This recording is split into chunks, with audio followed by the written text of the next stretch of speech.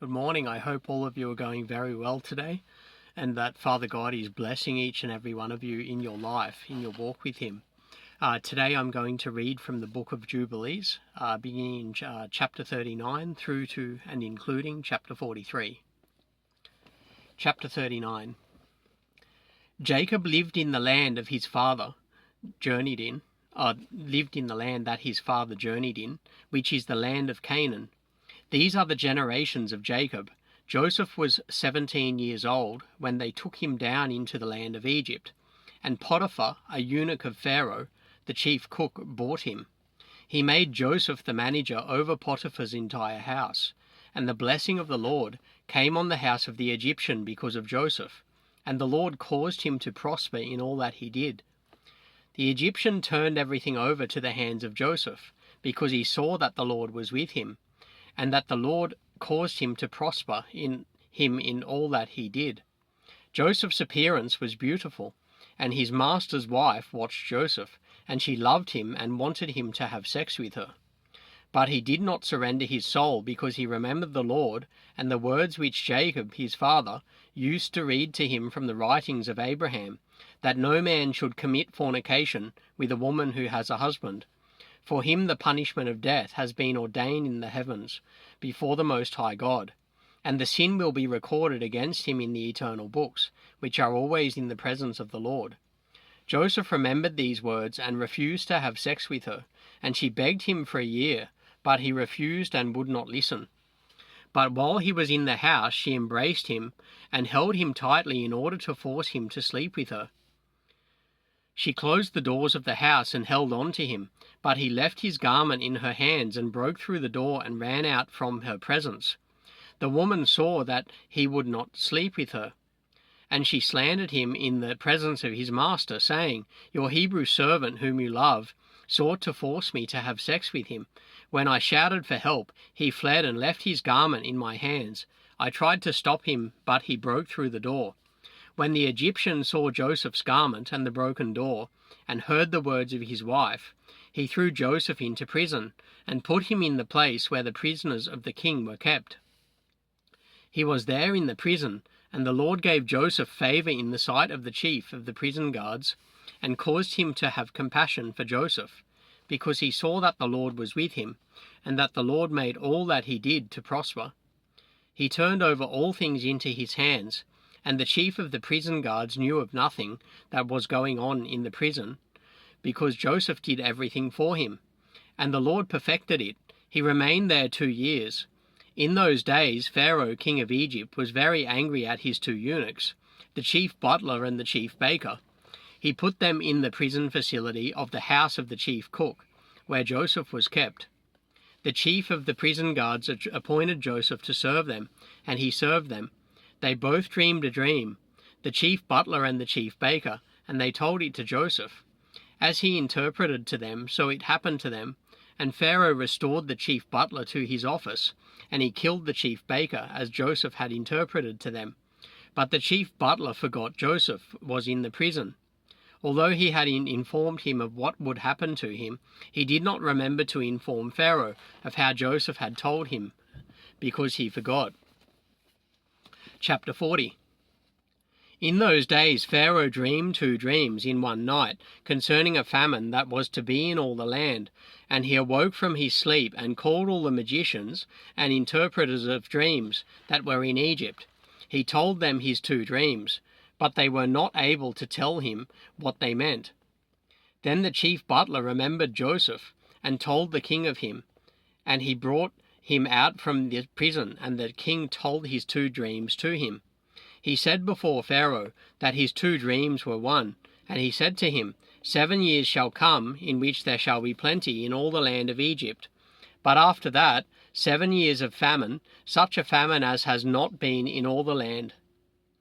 Now let Pharaoh appoint administrators in all the land of Egypt, and let them store up food in every city throughout all the years of plenty, and there will be food for the 7 years of famine, and those of the land will not perish through the famine, even though it will be very severe. The Lord gave Joseph favor and mercy in the eyes of Pharaoh. Pharaoh said to his servants, We shall not find such a wise and prudent man like this man, because the Spirit of the Lord is with him. And he appointed Joseph the second in command in his entire kingdom, and gave him authority over all Egypt, and placed him on the second chariot of Pharaoh to ride. And he clothed him with fine linen clothes, and he put a gold chain around his neck, and a crier proclaimed before him, Elwa Abira. And he placed a ring on his hand, and made him ruler over all his house, and lifted him up before the people, and said to him, Only on the throne shall I be greater than you. Joseph ruled over all the land of Egypt, and all the governors of Pharaoh, and all his servants, and all those who did the king's business, loved him because he walked in uprightness, because he was without pride and arrogance. He did not judge people by their position, and did not accept gifts, but he judged all the people of the land in uprightness. The land of Egypt was at peace before Pharaoh because of Joseph, because the Lord was with him, and the Lord gave him favor and mercy for all his generations, before all those who knew him and those who heard of him. And Pharaoh's kingdom was run efficiently, and there was no Satan and no evil person in it. And the king called Joseph's name Sephantiphans, and gave Joseph the daughter of Potiphar, the daughter of the priest of Heliopolis, the chief cook, to marry. On the day that Joseph stood before Pharaoh, he was 30 years old. In that year Isaac died. Things transpired as Joseph had said in the interpretation of Pharaoh's dream, and there were 7 years of plenty over all the land of Egypt, and the land of Egypt abundantly produced, one measure producing 1,800 measures. Joseph gathered food into every city until they were full of grain, and they could no longer count or measure it because of its multitude. Chapter 41. In the 45th Jubilee, in the 2nd week, and in the 2nd year, Judah took his firstborn, a wife from the daughters of Aram, named Tamar. But he hated her, and he did not have sex with her, because her mother was of the daughters of Canaan, and he wished to take him a wife of the lineage of his mother. But Judah, his father, would not permit him to do that. The firstborn of Judah, was wicked, and the Lord killed him. And Judah said to Onan, his brother, Go in to your brother's wife, and perform the duty of a husband's brother to her, and raise up offspring to your brother.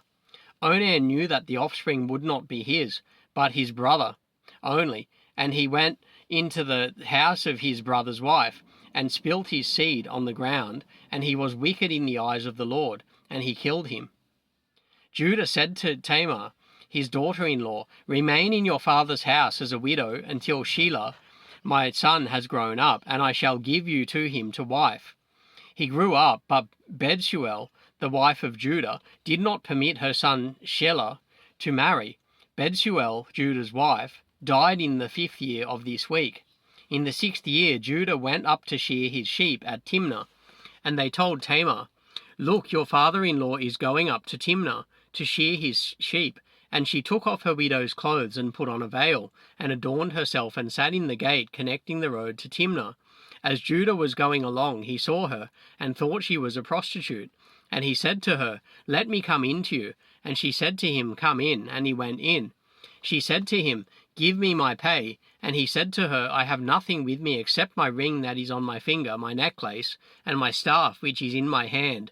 She said to him, Give them to me until you send me my pay. And he said to her, I will give to you a kid of the goats. And he gave her his ring, necklace, and staff, and she conceived by him. Judah went to his sheep, and she went to her father's house.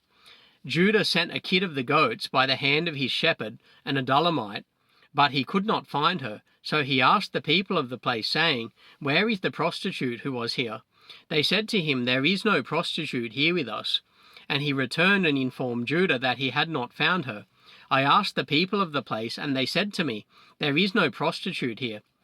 He said, If you see her, give the kids to her, or we become a cause of ridicule. And when she had completed 3 months, it was revealed that she was with child. And they told Judah, saying, Look, Tamar, your daughter-in-law, is with child by whoredom. And Judah went to the house of her father, and said to her father and her brothers, Bring her out, and let them burn her, for she has committed uncleanness in Israel. It happened when they brought her out to burn her, that she sent to her father-in-law the ring and the necklace and the staff, saying, Tell us whose are these, because by him am I with child. Judah acknowledged and said, Tamar is more righteous than I. Do not let them burn her. And for that reason she was not given to Shelah, and he did not again approach her. And after that she gave birth to 2 sons, Perez and Zerah, in the 7th year of this 2nd week. At this time the 7 years of fruitfulness were completed, of which Joseph spoke to Pharaoh. Judah acknowledged the evil deed that he had done, because he had sex with his daughter-in-law, and he hated himself for it. He acknowledged that he had transgressed and gone astray, because he had uncovered the skirt of his son, and he began to lament and to supplicate before the Lord, because of his transgression. We told him in a dream that it was forgiven him because he supplicated earnestly and lamented, and did not commit the act again. And he received forgiveness because he turned from his sin, and from his ignorance because he transgressed greatly before our God. Everyone that acts like this, everyone who has sex with his mother-in-law, let them burn him alive with fire, because there is uncleanness and pollution on them. Let them burn them alive.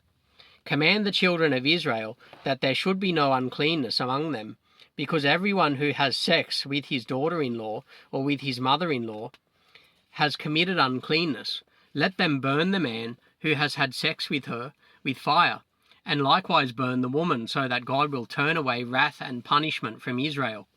We told Judah that his 2 sons had not had sex with her, and for this reason his offspring was established for a 2nd generation, and would not be rooted out. For in single-mindedness he had gone and sought for punishment, namely according to the judgment of Abraham, which he had commanded his sons. Judah had sought to burn her alive. Chapter 42. In the 1st year of the 3rd week of the 45th Jubilee, the famine began to come into the land, and the rain refused to be given to the earth. None whatsoever fell. The earth became barren, but in the land of Egypt there was food, because Joseph had gathered the seed of the land in the 7 years of plenty, and had preserved it. The Egyptians came to Joseph, that he might give them food, and he opened the storehouses where the grain of the 1st year was stored, and he sold it to the people of the land for gold. Jacob heard there was food in Egypt, and he sent his 10 sons, that they should procure food for him in Egypt. And they arrived among those that went there, but Benjamin he did not send. Joseph recognized them, but they did not recognize him. He spoke to them and questioned them, and he said to them, Are you not spies, and have you not come to explore ways to enter this land? And he put them in custody.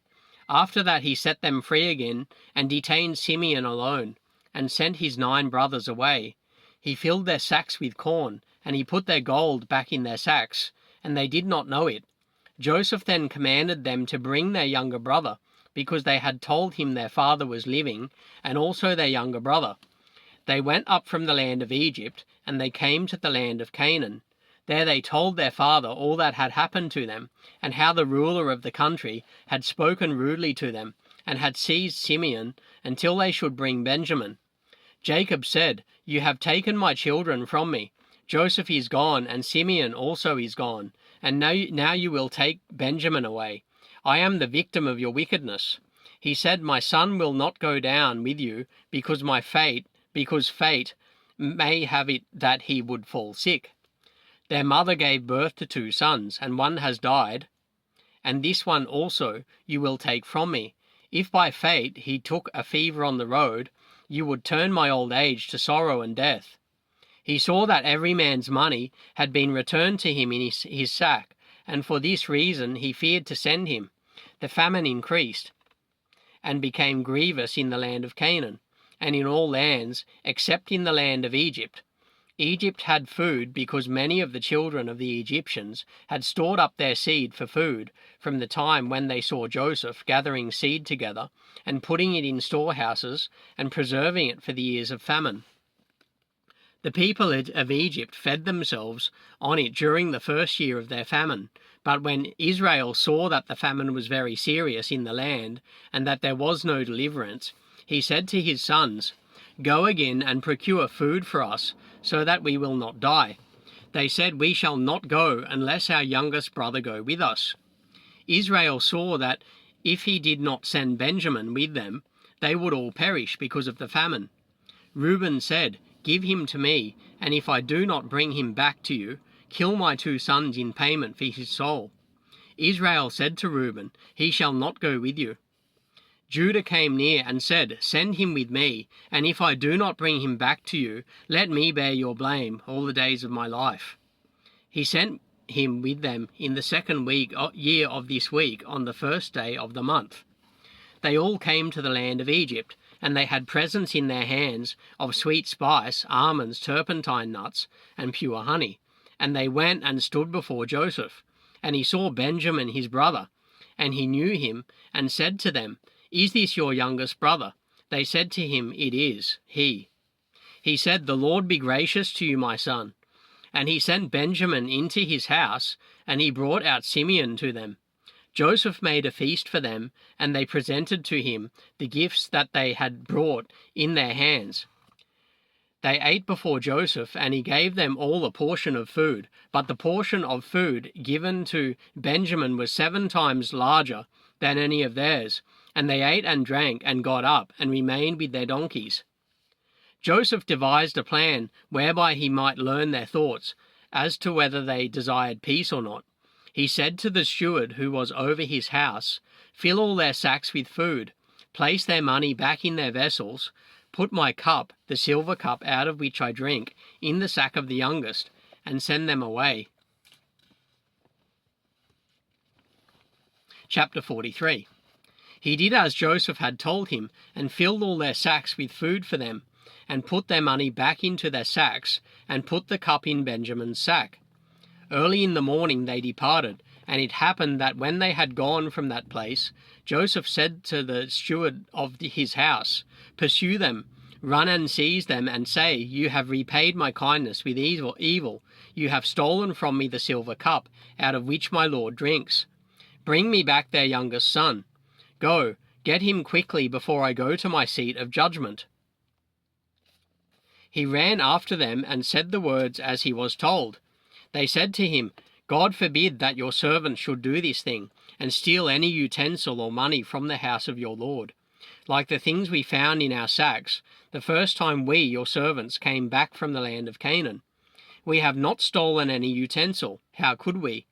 Look here in our sacks and search, and wherever you find the cup in the sack of any man among us, let him be killed, and we and our donkeys will serve your Lord." He said to them, "Not so. If I find it, the man whose sack I find it in, I shall take as a servant, and the rest of you shall return in peace to your house." He was searching in their vessels, beginning with the eldest and ending with the youngest, when it was found in Benjamin's sack. They ripped their garments in frustration and placed their belongings back on their donkeys, and returned to the city and came to the house of Joseph. They all bowed themselves with their faces to the ground in front of him. Joseph said to them, "You have done evil." They said, "What shall we say, and how shall we defend ourselves? Our Lord has discovered the transgression of his servants, and now we and our donkeys are the servants of our Lord." Joseph said to them, "I too fear the Lord. As for you, go to your homes and let your brother be my servant, because you have done evil. I delight in this cup as no one else delights in his cup, and yet you have stolen it from me." Judah said, "O my Lord, I pray you to let your servant speak a word in my Lord's ear. Your servant's mother had 2 sons for our father. One went away and was lost, and has not been found since. This one alone is left of his mother, and your servant, our father, loves him. He would die if the lad were lost to him. When we go to your servant, our father, and the lad is not with us, it will happen that he will die. We will have brought so much sorrow on our father, it will bring his death. Now rather let me, your servant, stay here as a bondman to my Lord instead of the boy. Let the lad go with his brothers, because I will stand in for him at the hand of your servant, our father." If I do not bring him back, your servant will bear the blame of our father forever." Joseph saw that they were all in accord in doing good to one another. Then he could not refrain himself, and he told them that he was Joseph. And he conversed with them in the Hebrew tongue, and hugged their necks and wept. At first they did not recognize him, and then they began to weep. He said to them, "Do not weep for me, but hurry and bring my father to me. See, it is my mouth that speaks, and the eyes of my brother Benjamin see me. Pay attention, this is the 2nd year of the famine, and there are still 5 years to come without harvest or fruit of trees or ploughing. You and your households come down quickly, so that you won't die because of the famine. Do not be grieved for your possessions, because the Lord sent me before you to set things in order, that many people might live. Tell my father that I am still alive. You see that the Lord has made me as a father to Pharaoh, and ruler over his house and over all the land of Egypt. Tell my father of all my glory, and all the riches and glory that the Lord has given me. By the command of Pharaoh's mouth, he gave them chariots and provisions for the way, and he gave them all multicolored raiment and silver. He sent corn, raiment, silver, and 10 donkeys that carried all of this to his father, and he sent them away. They went up and told their father that Joseph was still alive, and was measuring out corn to all the nations of the earth, and that he was ruler over all the land of Egypt. But their father did not believe it, because he was not in his right mind. But when he saw the wagons which Joseph had sent, the life of his spirit revived, and he said, It is enough for me if Joseph lives. I will go down and see him before I die." So that concludes my reading today from the book of Jubilees. I've read from chapter 39 through to and including chapter 43. Next time I read from the book of Jubilees, I'll begin in chapter 44. And God bless each and every one of you, and all of you have a brilliant day.